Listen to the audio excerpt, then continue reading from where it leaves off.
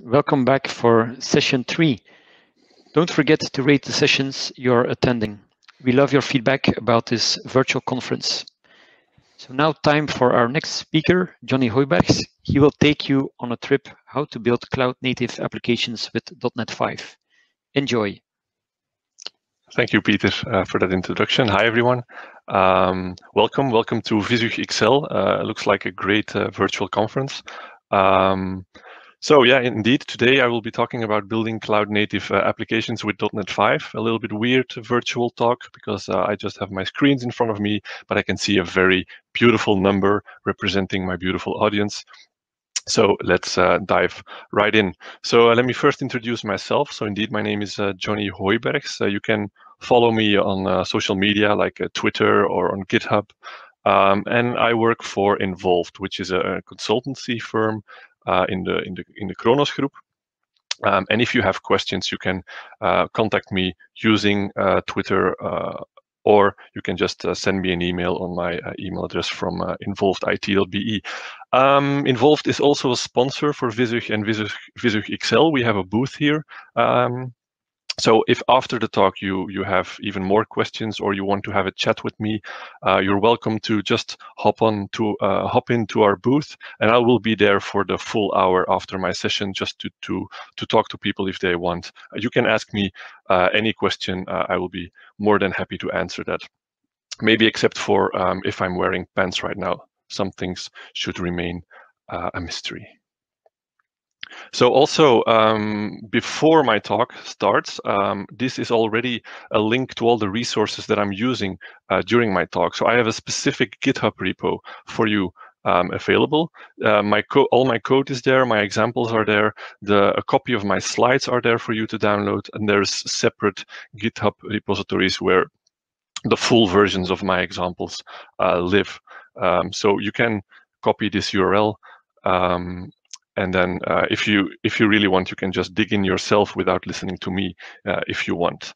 Also, I feel a little bit alone right now on this virtual thing. So I'm just going to add my friend. There is my .NET friend. Now I'm not so lonely, and we can really start. So building cloud native applications with .NET 5. So this story is basically what I experienced when starting to develop applications that should be cloud native. So I'm just going to take you through my experiences and everything that I've learned the last couple of years to building cloud native applications. I also chose to use .NET 5 because .NET 5 it will be released next month, and I also changed all of my application code, all of my example code to use .NET 5 so we can really show you the latest and greatest .NET version. So the first step that I took when preparing this talk was just browse the internet. What is cloud native? What is the definition of cloud native? And I found the website from the Cloud Native Computing Foundation, and they have like a definition. It's like cloud native technologies empower organizations to build and run and blah, blah, blah, blah. Gets quite boring. This is too much text for me. I'm a developer. I just want to dig into code. So I need a definition that is a little bit more concise. So I found something else. Cloud native is microservices hosted in containers and or serverless apps that can run in multi-cloud environments and are managed by DevOps processes. So it's a little bit more concise, but that's a lot of bullshit bingo right there. Colonel Hans Lambda agrees.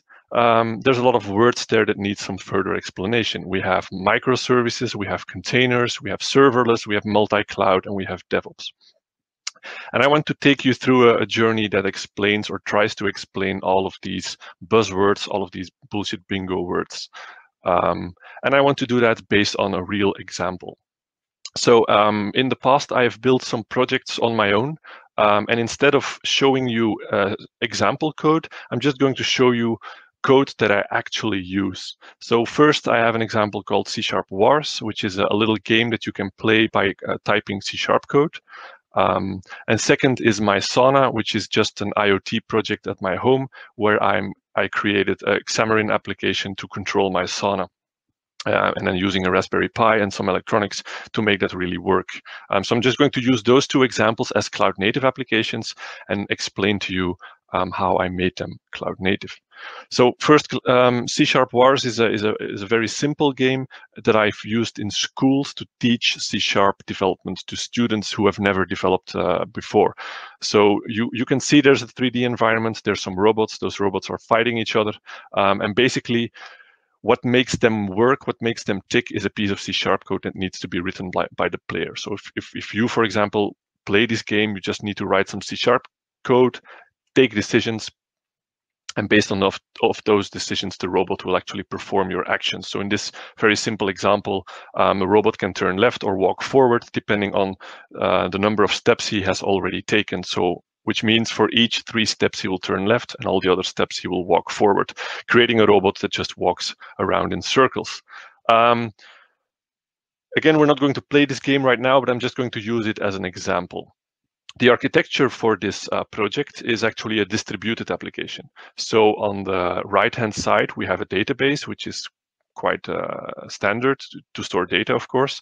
And then on the left-hand side, on the top, there's the front end. The front end is created in Unity, which is also .NET, which is cool for me because I like to do .NET code. But we're not going to talk about the front end in Unity and the database specifically, because that is not really part of my distributed application that I want to talk about. What I want to talk about is the 4 services in orange. So in the top, we have an HTTP API. So this is a web API, an ASP.NET web API, where the front end can do requests to gather the game state. And of course, this web API talks to the database to get its data. Then in the middle, I have a processor, which is a Windows service or a worker service that continuously processes all of the scripts. So if you as a player write a script in C#, the processor component is the one that's actually going to compile that code and going to run that code and store the result in the database. And then in the bottom, there's on the right-hand side, there's a web application, which is just an ASP.NET Core MVC application for you as a player to input your C# code and deploy it to the arena.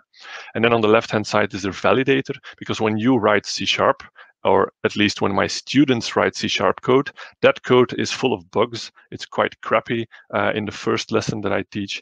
So I want to validate that code before I actually send it to production. So the validator is in a separate service that will just compile the code. If it compiles fine, it will check the code for infinite loops and stuff like that to make sure that the code is of good quality. So this is 4 separate components that can be deployed wherever. The other example was the sauna application. So actually my wife bought a sauna for our backyard, and it included a very nice segmented LCD display. So yes, it's 2020, and it has a cool segmented LCD display. It's in the garden.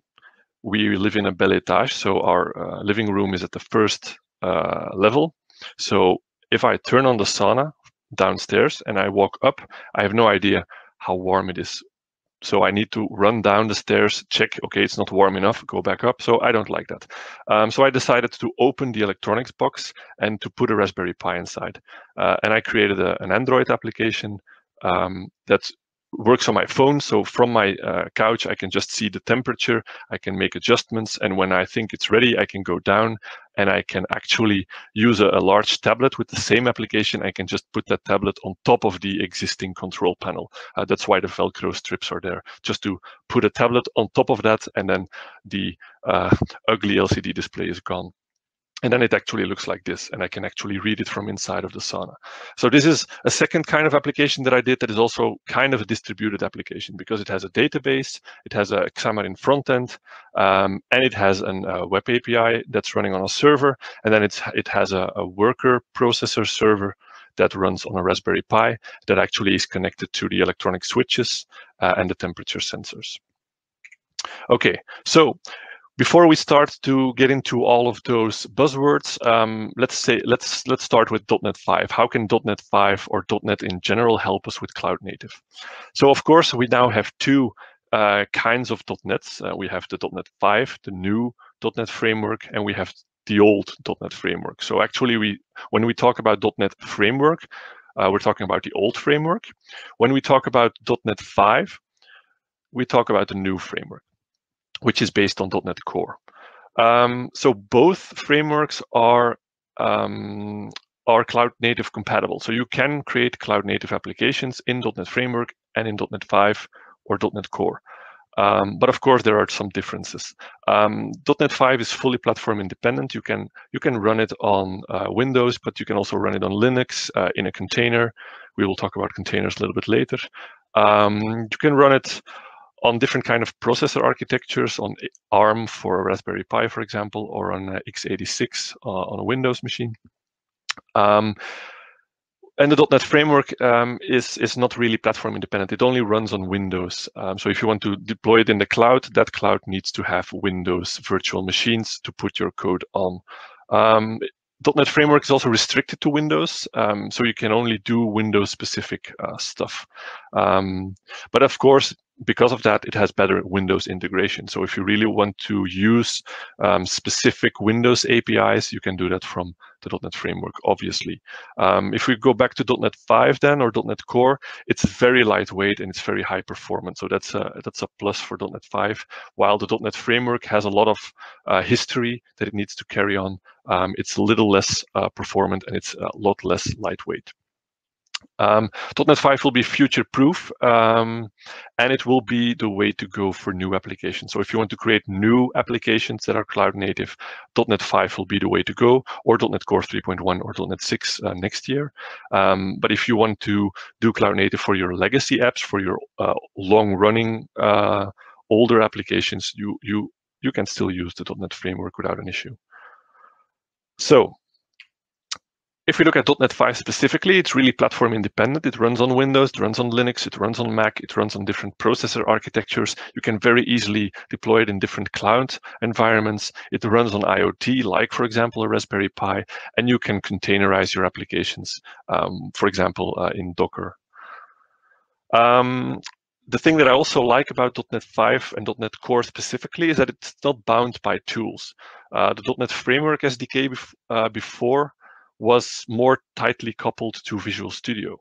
While .NET 5 is not tightly coupled to Visual Studio, if you just have a clean install of Windows, you put the .NET 5 SDK on there, you can do whatever you want by just using the command line interface. So you can create new .NET applications, you can build them, you can publish them, you can test them, you can run them, you can debug them just by using these command line tools. So you're not bound by external tools, which is cool and gives you more flexibility when creating your cloud native applications.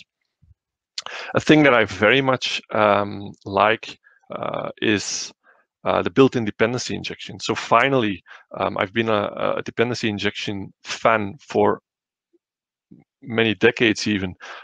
Finally, it's integrated into the .NET Core framework and now in .NET 5 as a default. So if you create ASP.NET applications, it's being used by default. So it's really cool that you can now write your code more loosely coupled, and this will also help you to create cloud native applications, because you're going to have to communicate with different parts of your application, which is going to be distributed in different cloud environments. So it's going to be helpful for you to make those abstractions possible. Built on top of this is an all new configuration scheme in .NET 5 and .NET Core. So we already had a configuration API in the .NET Framework, but we had a complete rehaul with .NET Core and .NET 5. So now, also based on this dependency injection, you can just have the iConfiguration interface, which gives you access to configuration. And anywhere in your code, you can work with this configuration without really needing to know where the configuration is coming from.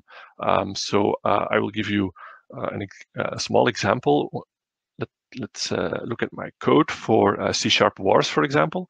So if I look at the web API, and I have my startup class or my program class, then you can do things like, okay, configuration, where is it coming from? Maybe you have an app.config file or an app settings.json file next to your executable, or you have environment variables in your environment, or maybe you're using Azure Key Vault. Well, in .NET 5, you can actually just integrate that within your startup class for your project. So I'm just going to get some values from environment variables. I'm adding Azure Key Vault on top of my configuration builder. And I'm just using the app settings.json file also. But if I go somewhere else in my code and I'm using the configuration, for example, if I go to my business logic and then to my arena logic, the size of the arena, for example, for my game comes from the configuration. And I don't really care what this configuration is. Is it a JSON file? Is it an environment variable? Is it in Azure Key Vault? I don't care. It's completely transparent to me. So my code is clean, and it doesn't really matter where I deploy it and where my configuration is located. It can always be configured just in the start of your application, and for the rest of your application, it's completely transparent. And the same goes for logging. So also in .NET Core and .NET 5, logging is based on a new interface. You can just do logger.log information, and I don't really care where my logging data is being logged to. It can be a database, it can be on your file system, it can be Elasticsearch or whatever cloud thing you want to use for your logging and metrics. You just use it the same way. And it's the same. If I go back to my code, for example, the processor is actually using Elasticsearch to do its logging. So here,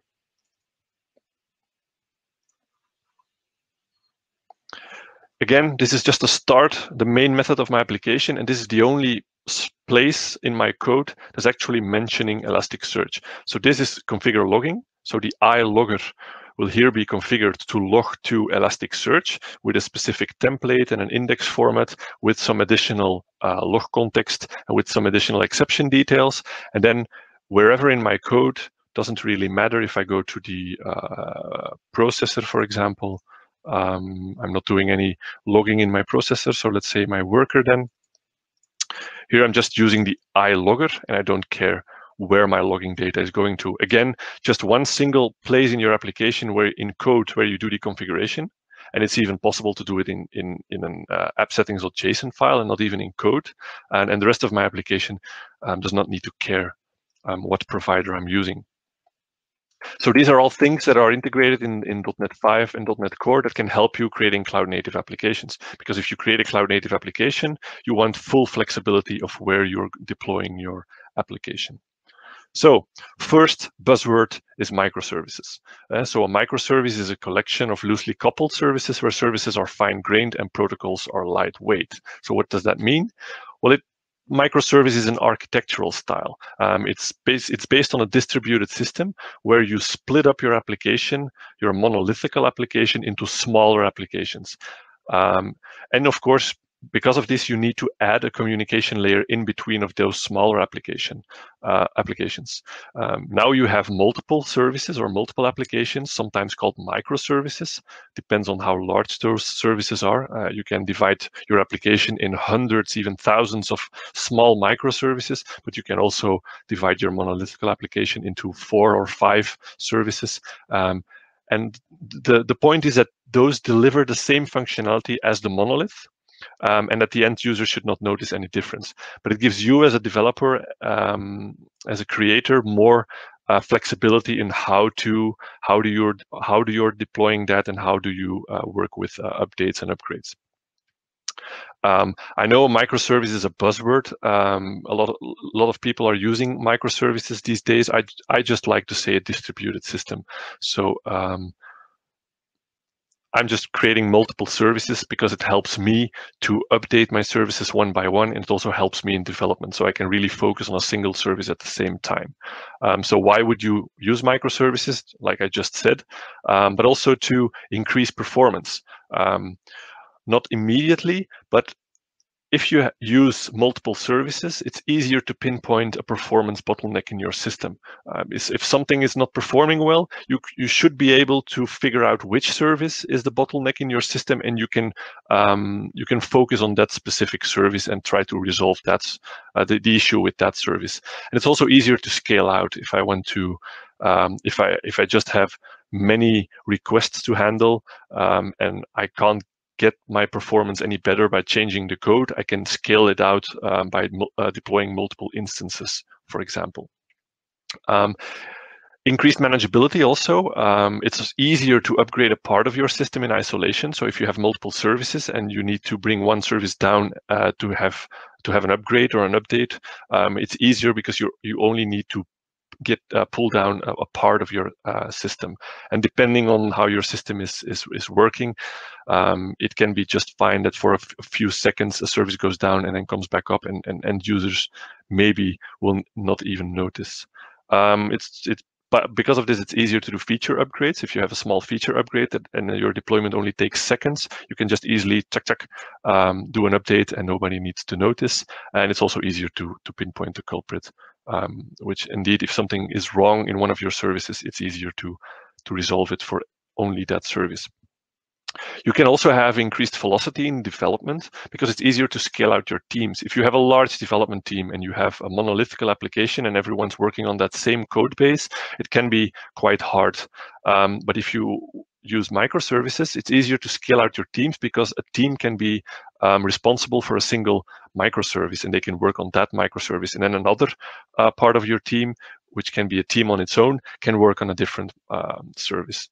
And also, because of this, teams can even work in their technology or language of choice. If you have, everyone is working on .NET, for example, but maybe one team likes to use Entity Framework and another team likes to use Hibernate. If they work on separate microservices, they can just use the technology that they wish to use for that specific microservices service. Of course, you need to have all kinds of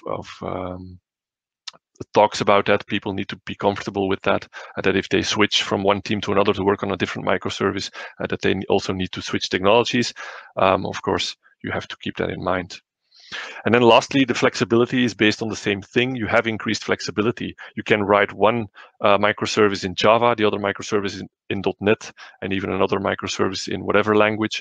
It doesn't really need to be locked to specific technologies, the specific programming language. You can have multiple teams using multiple programming languages and technologies.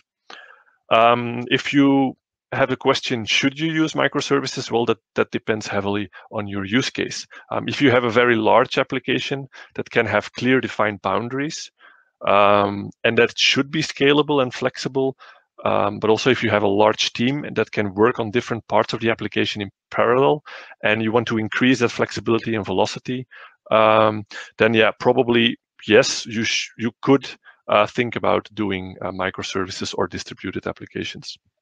If you have a very small and very lightweight application, or you know that creating distributed applications is very hard, because of course you now have multiple applications that need deployment. You have multiple teams working on specific parts of your application, which makes it also harder to make those teams work together. There's more communication needed between those different teams, of course, because when two microservices are talking to each other, that communication channel and the way of communicating and the protocol needs to be communicated in between those different teams. And also, if it's difficult for you to define specific boundaries in your functionality, so if you can't split your application in two parts or more parts because it's just difficult for you to define those boundaries, then you should not do microservices probably. Maybe you need to start with something small as an exercise and then build from that, and not just throw away your current monolithic code and start from scratch using microservices, because it is a step, it is hard to do. And of course, if somebody calls your system a monolith, that's not wrong. A monolithic architecture is just as fine as a microservice. Each has its use cases, and it's a totally valid way of doing things. You just need to make that decision as a team, what is easiest for you to work with. .NET 5 really helps you to develop microservices because it has different technologies for you to leverage. So there were some things in the .NET framework that are now non-existing in .NET Core. With .NET 5, Microsoft tries to close this gap and provide you with additional technologies to close the gap in between .NET Core and .NET Framework. But not all of the existing technologies are available. So for example, WCF is something that is entirely .NET Framework, and you will not find it in .NET Core or .NET 5 and even in the future. So there are alternatives. So of course, we still have ASP.NET Web API for your HTTP and JSON-based communication. But now as a new thing since .NET Core 3.0, I think, we have gRPC. So gRPC is also a communication protocol based on HTTP, but it uses HTTP2, and it uses a binary-based communication protocol. So you can compare it to WCF because it's a web communication protocol based on remote procedure calls. So it's not resource-based like a web API HTTP thing. So a web API is based on resources, and you can do specific operations on those resources. gRPC is more like WCF, where you execute a method on a remote server. And then the communication is done by using HTTP and binary-based communication. Because of this, it is a little bit more performant than a web API because binary means less overhead because you don't have JSON or you don't have XML. And the protocol itself is more performant, basically. So if you have service-to-service communication within your distributed system, I would actually take a look at gRPC because I think it's very interesting. If you need to communicate with the outside world, Web API is still a good thing because Web API is basically supported by almost all technologies in the world right now. So you have good compatibility with Web API and gRPC. You also have good compatibility. Different languages have support for gRPC, but it's still a little bit more specific than the Web API. In .NET Framework, you also had Windows services. A Windows service does not exist in .NET Core because Windows does not exist in .NET Core, which means .NET Core needs to be platform independent, and a Windows service cannot run on Linux or Mac. So they needed something different. So they chose to use .NET Worker Services. And a worker service is basically a console application, but it's a console application that has the flexibility that it can also be deployed as a Windows service by just using a NuGet package, or even as a Linux daemon. So Linux daemon is the same thing on a Linux environment where you can have long-running services in the background, and a .NET Worker service gives you the flexibility to use it in all of these platforms and environments. And of course, there's external messaging and pub/sub infrastructure and frameworks that you still can use in .NET 5. Like you can still do message queues or topics on Azure Service Bus. You can use nService Bus on top of that, or you can use Dapper and other frameworks. So those things are still available in .NET 5. .NET 5 will also help you to host microservices. ASP.NET 5 has its own built-in web server called Kestrel, so you don't need IIS or something different. It can actually be a console application that spins up its own web server, and it can run from there, and it can run on Windows, Linux, Mac. It can run on a Raspberry Pi. I thought it runs on a potato, but I tried and it actually doesn't. So it doesn't run everywhere like Microsoft says it does, but it runs on most things that are actually useful.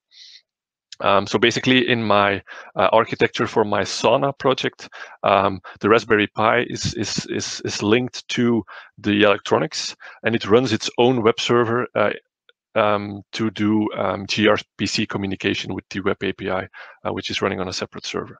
But you can also still host it in IIS. You can still host it in Azure App Services. You can host it inside of a container by using Docker, which can be a Windows or Linux container. Doesn't really matter. It runs on many places.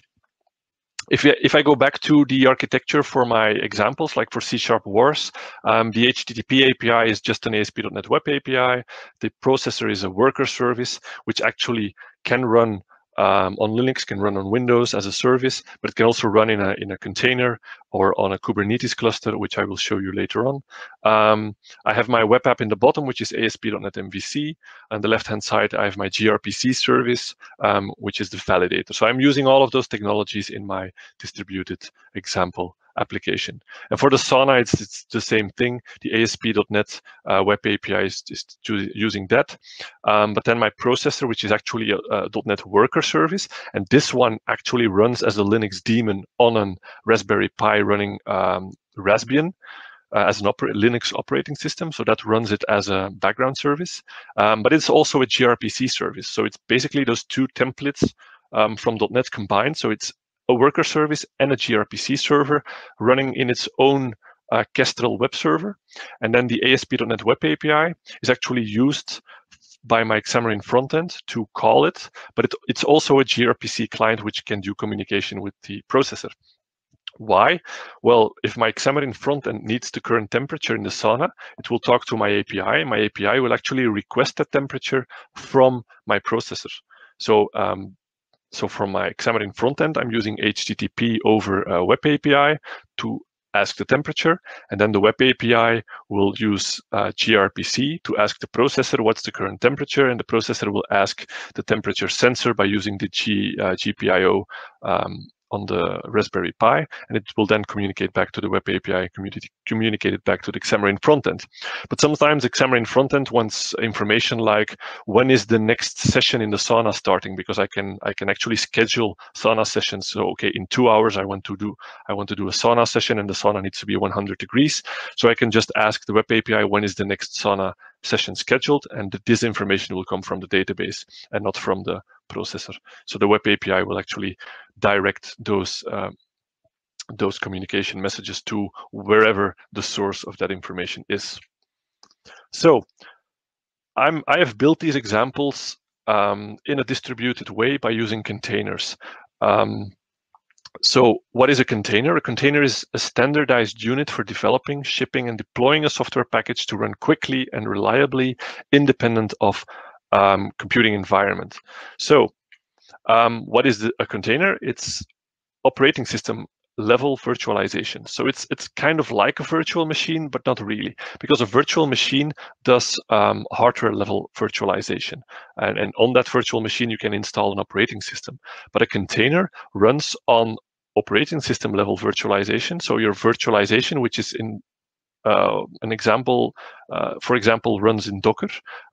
Docker runs your operating system level virtualization. So my own Docker that I'm using on my local system runs Linux. And then if I put a container on top of that, only your software runs virtualized on that operating system. So it's basically to deploy your software packages. And that software and those software packages also include your dependencies, your libraries, and your configuration all in one. And if you have multiple of these containers, they are all isolated from each other. So they can't communicate by default with each other. So they just run your software package, including all of its dependencies, libraries, and configuration in an isolated way. And if you want your containers to talk to each other, so basically if you want your services to talk to each other, you have to use those well-defined channels like a Web API or a gRPC communication, and you have to specify yourself how these work. Because of this, like I told you before, it's much more lightweight than a virtual machine. It spins up very quickly. If I spin up my service in a container, it takes seconds and not minutes. And you have a single operating system which runs multiple containers which are still isolated from each other. A cool thing about these containers is that they also have resource limiting, because you have only one operating system on your server or virtual server, and then multiple containers. You can specify per container what it should use from your resources. So you can limit your memory usage, you can limit your CPU usage on a container-based level, which is also cool. And actually, the story of containers comes from our real-life world. If we go 100 years in the past, or even a little bit more, it was very hard to ship items from one country to another, or even from one location to another location, because shipments had different kinds of sizes. You had bags, and you had crates, and you had whatever kinds of things, and they were all different sizes. So they needed a lot of manual labor and different kinds of cranes to put those items on ships, for example. So a thing that's called a container was invented, and a container had a very standardized size, so that ships, but also trucks and trains, they could work with this specific size containers, and it makes it a lot easier to ship things around the world, because for a ship or a truck or a train, it doesn't really matter what they are transporting. If they are compatible with a container, they don't care what's inside of the container. You just put your stuff inside of a container, give your container to the ship, and the ship will ship your container to wherever it needs to go. And that's the exact same story in software development. If you create an application and you put it in a container, the people that need to deploy your application into a cloud environment or whatever, they don't really need to know what your application is doing. They just need a container. And if they can make the container run and configure everything based on that standardized container, it should be a lot easier to manage and to deploy. Of course, the examples that I'm giving you, the CSharpWars and the MySauna, it's not this kind of containerization. It looks more like this kind of containerization because it's only a few containers, and we're basically just playing around and seeing how it works. But of course, you want to work your way up from this kind of deployment with containers to a more professional thing that looks a little bit more like this. But you have to start somewhere, basically. Building containers is actually quite easy if you use Docker. It is a script that you need to write, and your container will also always be based on some kind of base image. So I'm just going to show you the source code here. For example, my processor, which is the worker. It has its own Docker file, and it's based on the runtime image of .NET Core. So actually, Microsoft has created a container already, and that container uses the .NET runtime dependencies, or it contains the .NET runtime dependencies based on Linux. So this container can be run by Docker in a Linux environment, and it will have the .NET Runtime 5 available for you. So what I'm doing is I'm creating a directory on top of that container, /app, which is on the root file system, and then a directory called app. I'm copying all of my published files from my processor. So I'm just going to do a .NET publish, basically, specifically for a Linux environment. And I'm going to copy those files to the app directory. I'm going to set some environment variables, for example, the Azure Key Vault ID and secret, the size of the arena, which is also an environment variable, and then the host for Elasticsearch. And then I'm going to tell Docker that the entry point for my application is to run this DLL by using the .NET command. So .NET run, basically, .NET run this DLL. And then when Docker runs my application, when I build my Docker container, it's going to base itself on top of the one from Microsoft, and it's going to, on top of that, add my application's binaries, some environment variables, and a configuration on how to run it. And then when I run it in Docker, Docker will only ask me to set those variables, and it will execute this command, and it will just run. So that's what containerization actually means. Of course, what about application state? So because containers are quite volatile, the meaning for a container is to put all of your configuration and application state outside of your container, so that you can very quickly kill it and spin it up again in a new instance. If a container were to save application state on its local file system and you kill that container, that local file system is destroyed. So it's not there anymore. So you lost it. So it's very important that you need to use environment variables, for example, to do your configuration. You can also do volume mapping, which means that a directory inside of your Docker container can actually be mapped to a directory outside of your Docker container on your Docker host. This is also something you can do because then your data will be still available outside of your container. But you, of course, need to use external services like a database or like a Redis cache or some cloud storage, and don't store anything inside of your container, of course. The next buzzword, So we're done with the container. So the next buzzword is serverless. So thanks to all of this cloud computing today, scaling, capacity planning, maintenance, it can all be hidden from the developer or operator. And we as a developer, we can more focus on the application itself and not on the infrastructure. So it means that the cloud provider, for example, Azure or AWS, they are responsible to execute your piece of code. We don't need to care about the virtual machines or the physical hardware underneath. Also, resources can be allocated dynamically. So which means if there are a lot of requests coming into my web API, I can dynamically add more resources to that. And you are charged not for the physical machines you're using, but for the resources you're using, or at least have consumed. So CPU usage, memory usage, storage usage, stuff like that. Your code should actually run as a stateless container. I mean, it runs as a stateless container. So the cloud providers, they will run your code inside of a container which is stateless. So it's basically the same thing as we've seen before. And there's things like Azure Functions, for example. It will just run a piece of code, and that code can be triggered by a variety of events like HTTP events, queuing events, jobs. I want my code to trigger at a specific time of the day, stuff like that. The only thing you need to know is that with these kinds of technologies, there can be some latency due to cold start. So if your code needs to run, but the container that is running your code is actually sleeping, if a user hits your code through HTTP or some queuing jobs, it can take a couple of seconds for the container to spin up. So there is some latency there.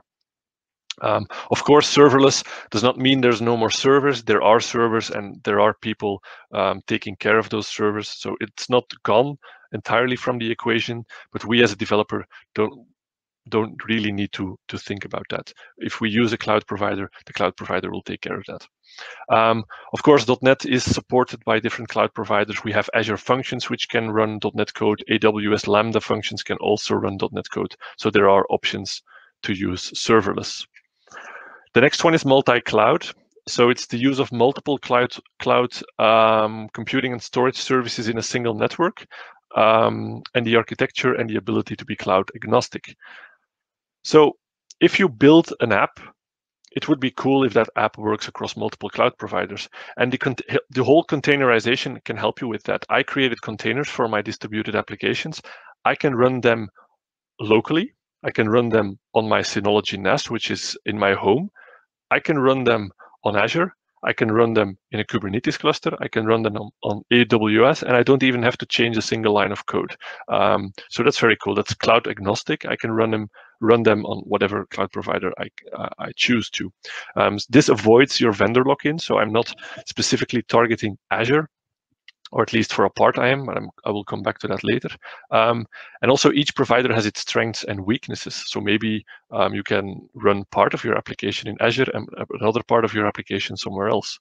And this can also give you a level of resiliency that's not available on a single provider. Maybe you want to deploy your entire application on Azure and on AWS as its backup, or vice versa, so that if Azure goes down for some reason, that users can be redirected to another cloud provider. So if you used cloud native in your applications and you work with that flexibility, it should be easier to also deploy it to multiple cloud providers. There's basically cloud computing everywhere these days. There's different providers that support different kinds of use cases. And the same thing again, so I'm going to go back to my code for a few examples. I already showed you, but I'm just going to show you again. In this case here, this runs in a container by using Docker. Here's my Docker file for my web API. Part of my configuration is coming from Azure Key Vault. So here I'm tightly coupling to Azure Key Vault, but I'm actually only doing that in a single line of code. So I'm telling .NET 5, part of my configuration will come from Azure Key Vault. And if I'm using those configuration keys, the .NET 5 configuration will automatically know that those items are actually in Azure Key Vault. If I want to use something else, if I decide to stop using Azure Key Vault and I want to do something else, my secure data, like my connection string, for example, is now in a Key Vault on AWS, The only thing I need to do is get rid of this line of code, search a different NuGet package, or write one myself, and add another line of code right here to change that. I can even use some kind of if structure here if I want to support multiple, and depending on this environment variable, I want to decide if I use Azure Key Vault or something different. I have this flexibility, and it doesn't really have to impact my code a lot. The same goes with Elasticsearch. This is the only thing that I need to configure Elasticsearch. If I decide I want a different cloud provider and a different technology to do logging or metrics, for example, I want to use application insights on Azure, I just remove this block of code and I add application insights into the equation. So very easily make sure that your code allows you to very easily change these things, and that you're very flexible with that. So configuration and logging, those were the examples. So then the last buzzword was DevOps. So DevOps is a set of practices that combine software development and IT operations to shorten system development lifecycle and provides continuous delivery. So yeah, basically DevOps mean we need to work more close together with the operations people. We need to think in our applications beforehand how it's going to be deployed. We need to add flexibility so that it's easier to deploy, and we need to work together with people from operations on those. We need to use automation as much as possible. We need to use tools to do automation. So we need to do automation in building our application, in testing our application, in deploying our application, in updating and upgrading our applications, also in scaling and monitoring our applications. And there are tools for all of this, but of course we need to think about that when we develop and deploy. And also a lot of those things, those tools require us to write scripts. So we need scripts to deploy, we need scripts to scale, we need scripts to monitor. There are tools for that, but it's also very important to treat those kinds of scripts and also the configurations that go with that as code. This configuration is code. You're writing a piece of configuration, you're writing a script. It's just like code. Don't put them somewhere in a zip file on a server. No, put them in source control next to your code. Work together with people from operations. Use source control and use versioning to have different versions and different releases of your scripts next to the releases of your actual binaries. This thing should never happen. It works fine in my dev environment, but operations should figure it out how to do it, how to deal with that on a production environment. No, you should think about that together. And there's so many tools that can help you with this. For example, if I look at my specific examples, where's my Visual Studio? So this is my CSharpWars example. It's basically a lot of components. So there's the web API, the processor, the web API, the MVC application, and there's where's the other one? The validator. It's all different services, and I need to deploy them somehow. So I decided to use Docker containers because this gives me a huge flexibility. So I also decided that I'm going to add so web API. I'm going to add, where is it? Here maybe.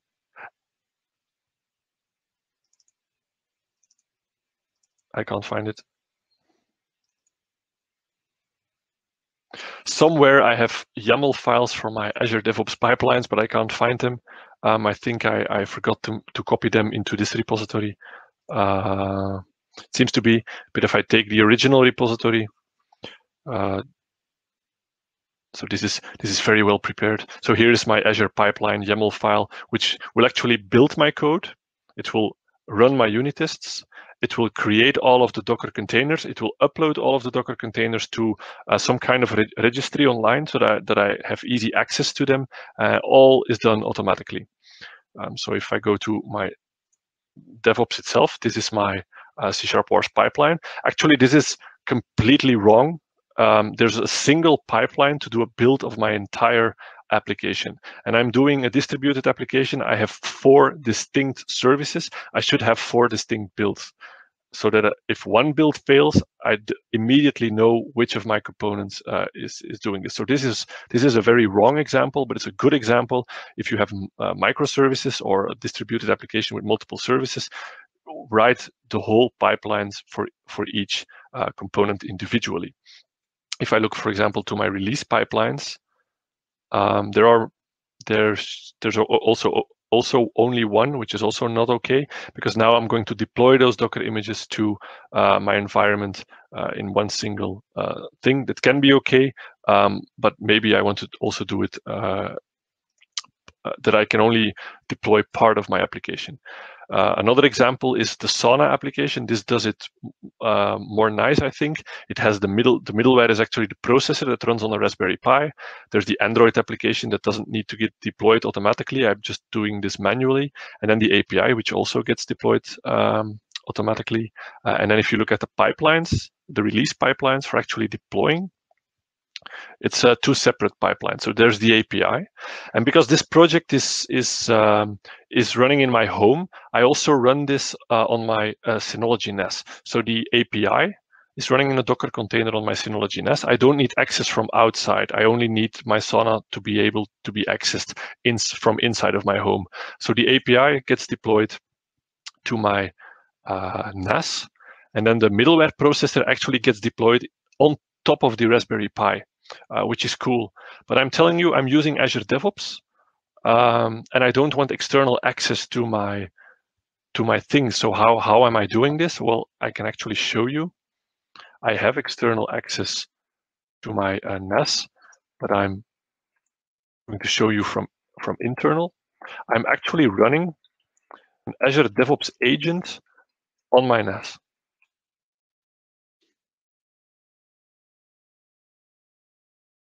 So this thing is in my local network. I can't have access from outside. This IP address, this port, it's not available from outside. So how does that work? Well, I have a container running. I have a lot of Docker containers running here. Don't mind the couch potato and Sonar and stuff like that. But I have an Azure Pipelines agent running in my home.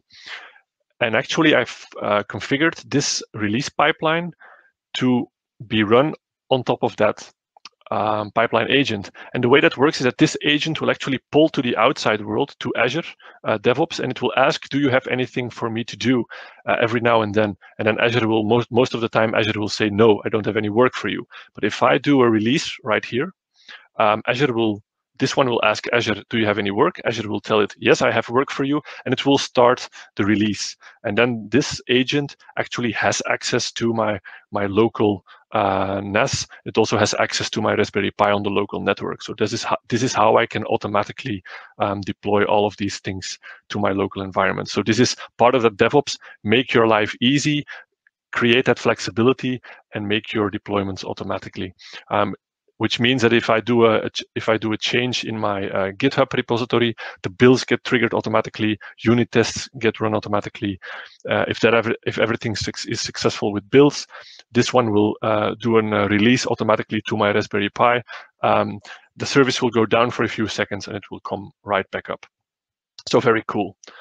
I also promised to talk a little bit about Kubernetes, but I don't have a lot of time to do that, so I can just show you that the CSharpWars thing is actually deployed on Azure right now on Kubernetes.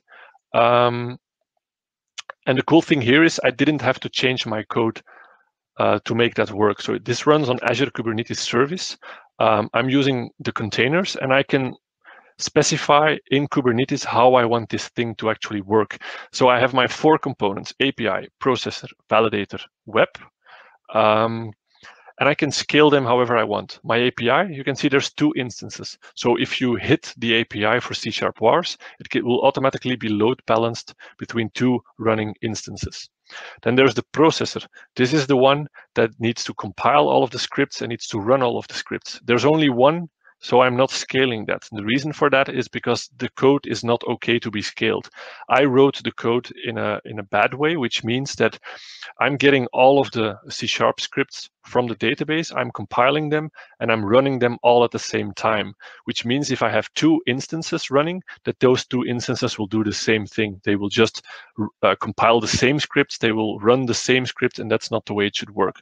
So I don't have anything built into my code that allows for this to be scaled to multiple instances, so that, for example, if I have 2 instances that they each do 50% of the work, it doesn't work like that, and that's my fault as a developer. I didn't think about this beforehand, so that's an error I made there. And if you are going to do microservices and scalable stuff like this, you have to think about these things beforehand. I should have used message queues, and then that multiple processors can actually pick from those queues the items that they need to process one by one, to make it scalable. Then I have the validator. The validator is basically a gRPC service that validates code. And from my experience, students write a lot of crappy code, so the validators get dirty quite easy. So I have 5 instances of that. So it means that it's load balanced among 5 instances. People can write crappy code. If the CPU usage goes up, it can be load balanced to one of the other instances. If one becomes so unstable that it crashes, it will reboot automatically, because Kubernetes will restart your containers automatically when they fail. So nobody will even notice that it's actually crashing in the background. And then, of course, I have my website. It's basically this website where you can log into the CSharpWars environment, and you can deploy your scripts. This only runs on a single instance, because it really doesn't need to be load balanced, because there's not a lot of work going on right there. So this is how Kubernetes can help you to run your distributed application in a scaled way, and it's very cool to set this up yourself. And then I have 5 minutes remaining. So there's one last thing that I very quickly want to show you, which is Project Thai. So if we talk about DevOps, I also want to talk about your local deployment, because your local development, because of course local development is also a little bit harder to do when you're creating distributed applications, because you have multiple services. Those need to work together, and you basically, if you want to test something locally, you have to spin up all of those services if they need to work together to actually do some testing. So Project Thai is a new thing from a team at Microsoft. It's an open source project. It's still not finished, but the idea is that you can actually spin up all of your services automatically, locally, and that Project Thai will figure out how they talk to each other by itself. There is some manual labor required to actually make it work. So let me give you an example here. So if I look at CSharpWars, so that's 4 components that need to be spin up. So you need to create a YAML file. And that YAML file will actually describe what services your application is using. So I'm actually using a web API, I'm using a web, I'm just defining all of the environment variables right here. Have fun with my client ID and client secret there. I don't care, I'm going to remove it after my talk. Here are all my components, but I don't specify any local addresses or ports or whatsoever. The only thing I need to do on my command line is stand inside of the directory that contains my Thai.yaml file and my solution with all the projects, and I'm just doing Thai run. And based on the configuration file, the YAML file, it will know that there's 4 components that needs to be run. It will run them on whatever free port is available on my local machine. It will take some time, obviously. And then when everything is spin up, it will automatically inject all of those ports into the other applications so that they know how they need to communicate with the other services. The cool thing is that it also provides you with a dashboard. So if you open this URL, it shows you the status of your running services. So now it's starting all of my services. And the dashboard will show you that I have 4 running services. 3 of those are web services, and the last one is the processor, just a Windows service, basically. I can click those links. Those ports are completely random, but all of these components know from each other what the ports are, so they can communicate with each other. So I can very easily open my component, and all of this will just work locally because they will all work together. You can also watch the console logs to see what these services are actually doing. So they are processing. So it's very handy to locally run your applications, basically. And with that, I'm at the end of my presentation, I think. Yes. So again, thank you for all of the sponsors for this great VisugXL event. Everything that I've shown you is available on my GitHub page, including my slides. I will be available in the involved booth for the rest of the conference and specifically for the next hour for you if you have any additional questions. And for the one remaining minute, I'll take a look at my Q&A to see if I have any questions, but I can't see any questions right now. No, indeed, we didn't receive any questions so far. So indeed, we are almost running out of time. Yes. So I would like to thank you, Johnny, and people can indeed contact you afterwards if they have specific questions. All right, perfect. Thank you. Yeah, and enjoy the rest of the day. Thank you, Johnny. Bye, everyone. Bye-bye.